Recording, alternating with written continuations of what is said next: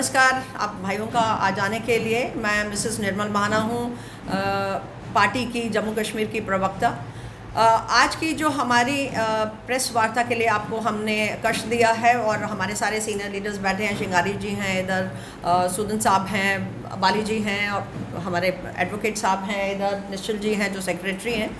बहुत important issue के ऊपर है और मैं जब आपसे बात कर रही हूँ तो मेरे रोंगटे भी खड़े हो रहे हैं कि जम्मू जैसे प्रदेश में कभी सुना ही नहीं था एक्सटॉर्शन केसेस का और या राइवलरी केसेस का।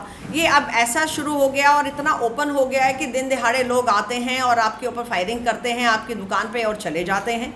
और मज़ेदार बात है ये है कि जेल में बैठा हुआ एक इंसान जो है वो इसकी जिम्मेवारी लेता है। तो सबसे पहला जो सवाल उठता है एडमिनिस्ट्रेशन पे और पुलिस पे और जेल अधिकारियों पे कि एक इंसान जो जेल के अंदर बैठा है उसके पास मोबाइल कैसे पहुंच गया, उसने अपने इंस्टाग्राम पे कैसे ये मैसेज चढ़ा दिया, या अगर उसने किसी को कन्वे भी करा है, बाहर भी किसी ने उसके नाम से डाला है तो किसी ना किसी तरीके से मैसेज पहुँचाया गया तभी तो हुआ।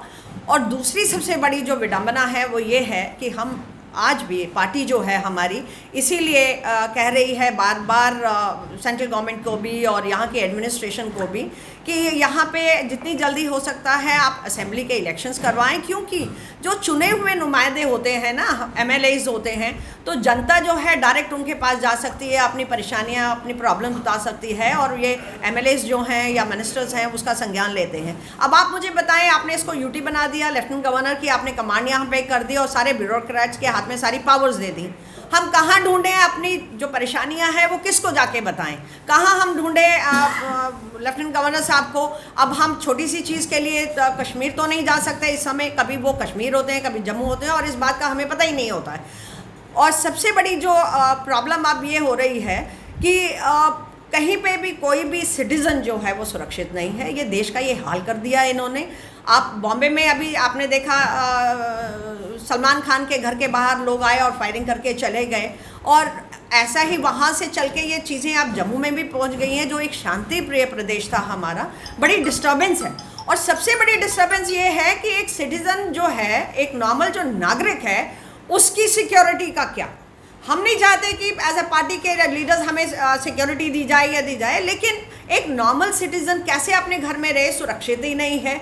तो इसका संज्ञान लेना एडमिनिस्ट्रेशन को बहुत ज़रूरी है। आपके माध्यम से हाथ जोड़ के लेफ्टिनेंट गवर्नर साहब को और यहाँ के एडमिनिस्ट्रेशन को, चाहे वो डिस्ट्रिक्ट कमिश्नर हो या कमिश्नर हो, डिविजनल कमिश्नर हो, हमारी हाथ जोड़ के आपसे विनती है कि प्लीज़ अपने जो इंतज़ाम है उन्हें पुख्ता कीजिए। अभी इलेक्शंस अभी ख़त्म भी नहीं हुए हैं अभी प्रदेश में और ये वारदातें शुरू हो गई हैं। और अगर ये पर्सनल राइवलरी, तो मुझे नहीं लगता उनकी किसी के साथ पर्सनल राइवलरी हो सकती है, because is a very soft spoken person और बहुत लोगों का काम कर रहे हैं, लोगों में वो चर्चित हैं, लोगों में लोकप्रिय नेता हैं हमारे सीनियर लीडर ओम प्रकाश खजूरिया जी। तो सबसे बड़ी जो इस समय हम जिसके लिए हमें चिंता हो रही है वो ये है कि एक नॉर्मल नागरिक भी यहाँ सुरक्षित नहीं है।